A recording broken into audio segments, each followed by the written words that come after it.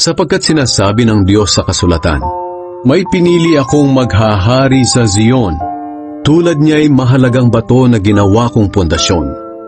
Ang sumasampalataya sa Kanya ay hindi mapapahiya.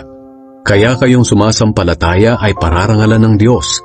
Ngunit sa taong hindi sumasampalataya ay naganap ang sinasabi ng kasulatan.